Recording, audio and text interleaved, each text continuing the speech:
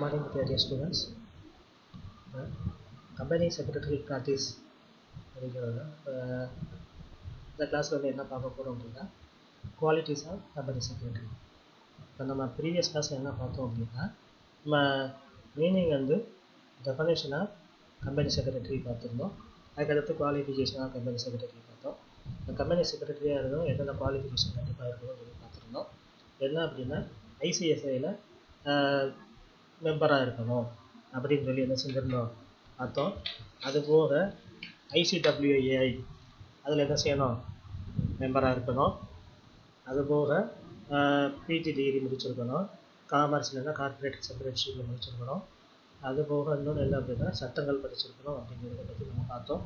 அதே மாதிரி intermediate exam வந்து ஐசிஎஸ்சி நடத்தக்கூடிய இன்டர்மீடியட் எக்ஸாமில் பாஸ் பண்ணிருக்கோம் அப்படிங்கிறது என்ன செஞ்சோம் பார்த்தோம். அதனால் குவாலிஃபிகேஷன் பார்த்தோம் கம்பெனி செக்ரட்டரிஸ். அடுத்ததில் என்ன செய்ய போகிறோம் அப்படின்னா குவாலிட்டிஸ் ஆஃப் கம்பெனி செக்ரட்டரி பற்றி பார்க்க போகிறோம். இப்போ இதில் அவர் ஃபஸ்ட்டு என்ன குவாலிட்டி இருக்கணும் அப்படின்னா அவர் வந்து படிச்சிருக்கணும், அதிக அளவில் படிச்சிருக்கணும் அப்படின்னு சொல்லி பார்த்தோம். இப்போ அதிக அளவில் படிச்சிருந்தார் அப்படின்னா அவரால் வந்து நிர்வாகத்தில் எந்த ஒரு முடிவையும் என்ன செய்ய முடியும், வேகமாக முடிவெடுக்க முடியும். அதில் வந்து என்ன செய்ய வேண்டியதில்லை, அவருக்கு அத்திறமையை அதிக அளவில் செயல்படுத்த வேண்டியதில்லை, டைமிங் அதிக அளவில் வேஸ்ட் ஆகாது, ஈஸியாக என்ன செஞ்சுருவார், குயிக்காக அவரால் வந்து முடிவெடுக்க முடியும். இப்போ அதை அந்த அளவு என்ன செஞ்சுக்கணும் அப்படின்னா அவருக்கு நாலேஜ் இருக்கணும். இப்போ அந்த அளவு படிச்சிருந்தார் அப்படின்னா கண்டிப்பான முறையில் அவரால் வந்து குயிக்காக முடிவெடுக்க முடியும், டைம் எல்லாத்தையும் என்ன செய்ய முடியும், மிச்சப்படுத்த முடியும். இப்போ அடுத்து என்ன அப்படின்னா கமாண்ட் ஓவர் லாங்குவேஜஸ். என்ன அப்படின்னா கண்டிப்பான முறையில் லாங்குவேஜஸில் வந்து கண்டிப்பாக திறமை இருக்கணும். என்ன அப்படின்னா இப்போ நம்ம லோக்கலில் கம்பெனிஸ் இருக்குது அப்படின்னா என்ன செய்வாங்க, ஓவராலாக டிரான்சாக்ஷன் பண்ணுறதுக்கு என்ன செய்வாங்க, தமிழ்லேயே பேசிக்கலாம். ஆனால் வந்து லெட்டர்ஸ் எல்லாம் இது பண்ணுறாங்க, ட்ராக் பண்ணுறாங்க அப்படின்னா என்ன செய்வாங்க, இங்கிலீஷில் தான் எழுதுவாங்க. இப்போ கம்யூனிகேஷன் எல்லாமே என்னது, லெட்டர்ஸ் எல்லாம் அனுப்புறது எல்லாமே என்னது, மெயில் அனுப்புறது எல்லாமே இங்கிலீஷில் தான் அனுப்புவாங்க. அப்போ கண்டிப்பாக என்ன செஞ்சுருக்கணும், இங்கிலீஷ் நாலேஜ் கண்டிப்பாக தெரிஞ்சிருக்கணும். அதுபோக ஹிந்தி நேஷ்னல் லாங்குவேஜ் வந்து தெரிஞ்சிருந்தால் நல்லது. ஏன்னா வந்து நம்ம அதர் ஸ்டேட்டில் நம்ம பிஸ்னஸ் பண்ணுறோம் அப்படின்னா கண்டிப்பாக என்ன செஞ்சுருப்பாங்க, அவங்க அந்த ஸ்டேட்டில் வந்து என்ன லாங்குவேஜ் இருக்குது, அப்போ அதை தெரிஞ்சிருந்தோம் அப்படின்னா நம்மளால் என்ன செய்ய முடியும்னா ஈஸியாக வந்து அவங்களோட கம்யூனிகேட் பண்ணி ஈஸியாக பிஸ்னஸ் பண்ண முடியும். அப்போ ஹிந்தி நாலேஜ் அடிஷனல் நம்ம தெரிஞ்சிருந்தால் நல்லது. இப்போ அந்த ஒவ்வொரு ஸ்டேட்டில் வந்து என்ன செய்கிறாங்கன்னா லாங்குவேஜஸ் வந்து வேறு லாங்குவேஜஸ் இருக்குது. அப்போ நம்ம வந்து பிஸ்னஸை எக்ஸ்டெண்ட் பண்ணணும்னு நினச்சோம் அப்படின்னா கண்டிப்பாக என்ன செஞ்சுருக்கணும், லாங்குவேஜஸ் வந்து அதிகமாக தெரிஞ்சிருந்தாலும் நம்மளால் என்ன செய்ய முடியும், பிஸ்னஸ் வந்து ஈஸியாக வந்து ரன் பண்ண முடியும். ஃபாரின் கண்ட்ரீஸில் நம்ம பிஸ்னஸ் பண்ணுறோம் அப்படின்னா அங்கே உள்ள லாங்குவேஜஸ் வந்து என்ன செய்யணும், காமன் லாங்குவேஜஸ் என்ன இருக்குது, இங்கிலீஷில் பேசுகிறாங்க அப்படின்னா இங்கிலீஷ் லாங்குவேஜ் கண்டிப்பாக என்ன செய்யணும், தெரிஞ்சிருக்கணும். இங்கிலீஷ் லாங்குவேஜ் வந்து கண்டிப்பான முறையில் தெரிஞ்சிருந்தாலும் நம்மளால் என்ன செய்ய முடியும், ஃபாரின் கண்ட்ரீஸோட நம்மளால் என்ன செய்ய முடியும், டீலிங்ஸ் வச்சுருக்க முடியும், கம்யூனிகேட் பண்ண முடியும். அப்போ இதெல்லாம் வந்து நிறைய லாங்குவேஜ் வந்து அவருக்கு தெரிஞ்சிருந்தால் ரொம்ப ரொம்ப நல்லது. அதுபோக வந்து இன்னொன்று என்னென்னா நாலேஜ் ஆஃப் ஆஃபீஸ் அட்மினிஸ்ட்ரேஷன், நிர்வாகத்திறமை கண்டிப்பாக இருக்கணும். இப்போ செயலாளர் அப்படிங்கிறவர் தன்னை கீழே பணியாளர் இருக்காங்க அப்படின்னா அவங்ககிட்ட வந்து எப்படி வேலை வாங்குறது அப்படிங்கிறது அவருக்கு தெரிஞ்சிருக்கணும். ஏன்னா வந்து நிர்வாகத்தை வந்து திறம்பட நடத்தினால் மட்டுமே நம்மளால் என்ன செய்ய முடியும், நம்ம என்ன நோக்கத்துக்காண்டி ஆரம்பிச்சிருக்கோம் பிஸ்னஸ் வந்து அதுக்கு என்ன செய்ய முடியும், ரன் பண்ண முடியும், அந்த நோக்கத்தை அடைய முடியும். ஒர்க்கர்ஸோட நாலேஜ் இல்லாமல், ஒர்க்கர்ஸை இப்படி நடத்தணுங்கிற நாலேஜ் இல்லாமல் நம்மளால் வந்து என்ன செய்ய முடியாது, பிஸ்னஸ் வந்து ரன் பண்ண முடியாது. அப்போ என்னது, கமாண்டிங் பவர் இருக்கணும், வேலை வாங்கும் திறமை அது இருந்தால் அவரால் ஈஸியாக வந்து என்ன செய்ய முடியும், நிர்வாகத்தை திறம்பட நடத்த முடியும். இப்போ என்ன செய்யணும், அந்த அட்மினிஸ்ட்ரேஷன் நாலேஜ் பவர் வந்து கண்டிப்பாக ஒரு முறையில் அவருக்கு இருக்கணும்.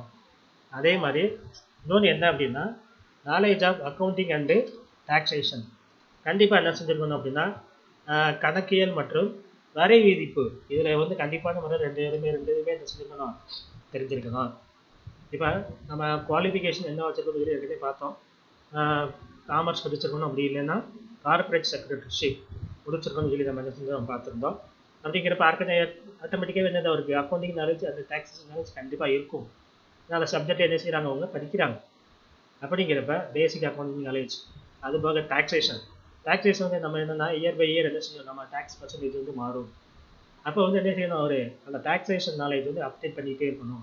அதேமாதிரி அக்கௌண்டிங் ரூல்ஸ் அண்ட் ரெகுலேஷன்ஸ் கடைசியாக என்ன செய்யலாம், புதுசாக அக்கௌண்ட் அப்டேட் பண்ணிட்டு வரலாம், ரூல்ஸ் அண்ட் ரெகுலேஷன்ஸ். அப்போ அதை பற்றி என்ன செஞ்சுருக்கணும், அவர் அப் டு டேட் என்ன செஞ்சுருக்கணும் தான் வச்சுருக்கணும். எப்போ என்ன கேட்டாலும் என்ன செய்கிற மாதிரி டவுட் எதுவும் கேட்டாங்க அப்படின்னா அதை கிளியர் பண்ணுறதுக்கு ரெடியாக இருக்கணும். அதனால் இந்த அக்கௌண்டிங் அண்ட் டாக்ஸேஷன் நாலேஜ் கண்டிப்பாக தெரிஞ்சிருக்கணும்.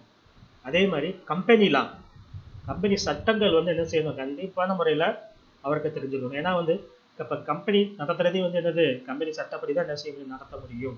கம்பெனிஸ் ஆக்டில் என்னென்ன சொல்லியிருக்காங்க, அதில் வந்து என்னென்ன ரூல்ஸ் அண்ட் ரெகுலேஷன் ஃபிக்ஸ் பண்ணியிருக்காங்க. இப்போ கம்பெனி ரன் பண்ணணும் அப்படின்னா என்னென்ன ரூல்ஸ் அண்ட் ரெகுலேஷன்ஸ் ஃபிக்ஸ் பண்ணியிருக்காங்களோ அதன்படி தான் நம்மளால் என்ன செய்ய முடியும், கம்பெனி வந்து ரன் பண்ண முடியும்.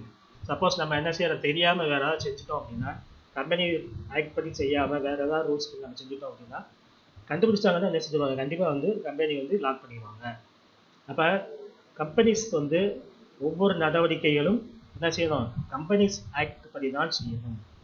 அப்படி இல்லை அப்படின்னா கண்டிப்பாக கம்பெனி ரன் பண்ண முடியாது, ரன் பண்ண மாட்டாங்க. அதனால் என்ன செஞ்சுருவாங்க, கம்பெனி சட்டங்கள் வந்து கண்டிப்பான முறையில் தெரிஞ்சுக்கணும். அதே மாதிரி knowledge of various acts relating to staff.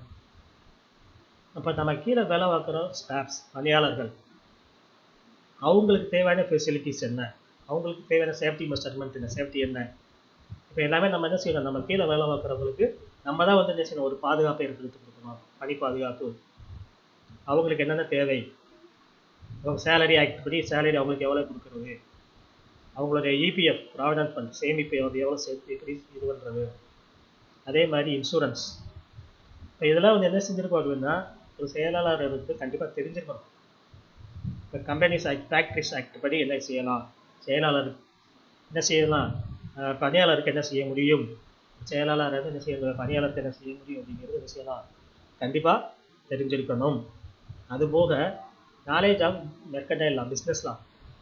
இப்போ பிஸ்னஸ் இப்போ என்ன செய்யறோம் அப்படின்னா நம்ம கம்பெனிஸ் பொதுவாக என்ன செய்கிறாங்க, நம்ம அதில் சேல்ஸ் கண்டிப்பாக இருக்கும், பர்ச்சேஸ் கண்டிப்பாக இருக்கும், சேல்ஸும் அதே மாதிரி சேல்ஸும் இருக்கும். அப்படிங்கிறப்ப அவருக்கு வந்து என்ன செய்யணும், பிஸ்னஸில் தெரிஞ்சிருந்தால் மட்டுமே நம்மளால் என்ன செய்ய முடியும்னா பிஸ்னஸ் பண்ண முடியும். சரியா? இப்போ என்னென்னா இப்போ இதில் வந்து முக்கியமான ஒரு கான்ட்ராக்ட். இப்போ நம்ம யார்கிட்ட பர்ச்சேஸ் பண்ணுறோம் அப்படின்னா அவங்ககிட்ட என்ன செய்யறோம், ஒரு குறிப்பிட்ட இயருக்கு ஒரு கான்ட்ராக்ட் போடுறோம். இப்போ சேல்ஸ் பண்ணுறோம் அப்படின்னா நம்ம குறிப்பிட்ட நபருக்கு என்ன செய்யறோம், கண்டினியூஸாக சரக்கு அனுப்புகிறோம் அப்படிங்கிற அவங்ககிட்ட ஒரு கான்ட்ராக்ட். இப்போ இதெல்லாம் என்னது, இதெல்லாம் சட்டங்கள் இருக்குது. இப்போ யாரோட நம்ம கான்ட்ராக்ட் வச்சுக்கலாம் அப்படிங்கிறது சட்டமே இருக்குது. அப்படிங்கிறப்ப நம்ம அது தெரிஞ்சிருந்தால் தான் நம்மளால் என்ன செய்ய முடியும், பிஸ்னஸ் பண்ண முடியும். சப்போஸ் நமக்கு தெரியாமல் யார் ஒரு நபர் கூட பிஸ்னஸ் பண்ணக்கூடாதுன்னு சட்டங்கள் சொல்லியிருக்கலாம், அவன் தெரியாமல் அவர் கூட பிஸ்னஸ் கான்ட்ராக்ட் போட்டோம் அப்படின்னா அது வந்து செல்லாது. மைனர்கிட்ட கான்ட்ராக்ட் வைக்கக்கூடாது. 18 இயர்ஸ் கீழே இருக்கிறவங்ககிட்ட என்ன செய்ய முடியாது, நம்மளால் வந்து பிஸ்னஸ் பண்ண முடியாது. அவரோட ஏஜ் தெரியாமல் நம்மளால் அவர்கிட்ட கான்ட்ராக்ட் போட்டவர்கிட்ட பிஸ்னஸ் பண்ணுறோம் அப்படின்னா அவர் என்ன செஞ்சிடலாம், கடைசியில் கையை விரிச்சிடலாம், அமௌண்ட் செட்டில்மெண்ட் பண்ணாமல் கையை விரிச்சிடலாம்.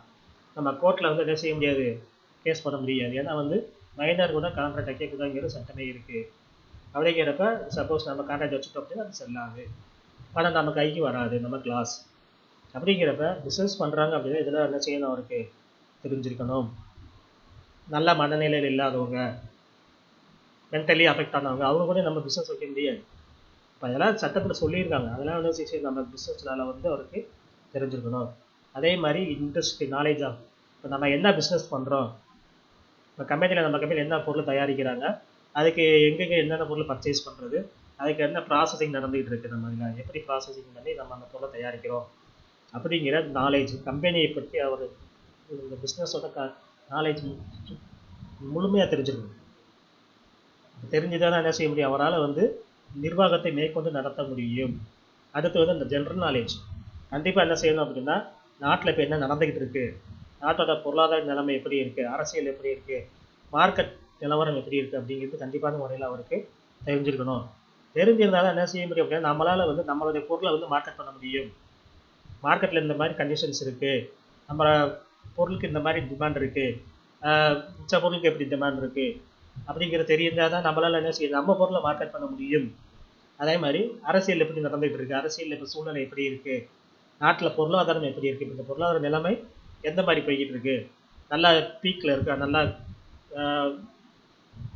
நல்ல கண்டிஷன்ஸில் இருக்கா, அப்படி இல்லை அப்படின்னா மிடில் இருக்கா, இல்லை ரொம்ப மோசமான நிலைமையில் இருக்கா அப்படிங்கிறது, பொருளாதாரம் எப்படி இருக்குங்கிறத கண்டிப்பான முறையில் தெரிஞ்சுக்கணும்.